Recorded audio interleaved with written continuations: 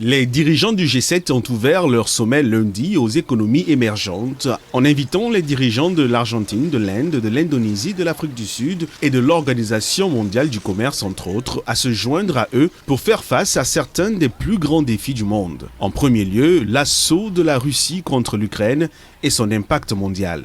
Les frappes russes se sont intensifiées au moment où les dirigeants du G7 se réunissaient et un missile s'est abattu sur un centre commercial bondé lundi dans le centre de l'Ukraine.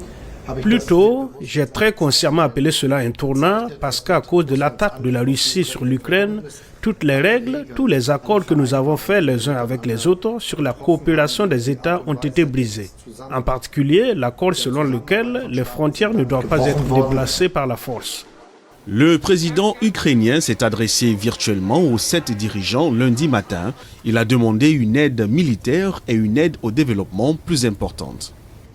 Je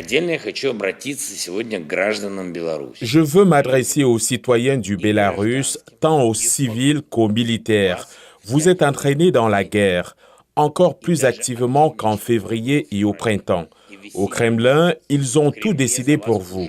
Vos vies ne signifient rien pour eux, mais vous n'êtes pas des esclaves ou de la chair à canon.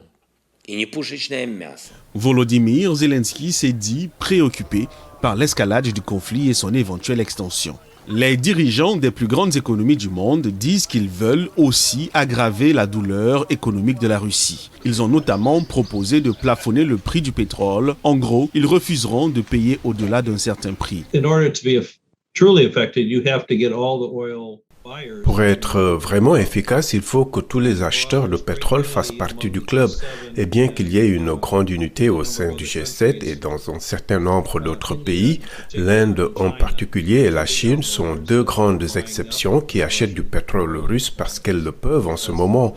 Il est peu probable, à mon avis, que la Chine rejoigne un club comme celui-ci, étant donné qu'elle a essentiellement adopté une position pro-russe ou neutre sur la guerre.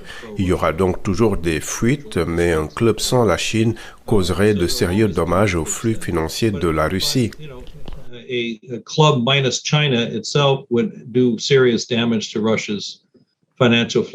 Ce conflit et cette question sont susceptibles de dominer lorsque certains de ces mêmes dirigeants passent du G7 au sommet de l'OTAN qui débute mercredi à Madrid.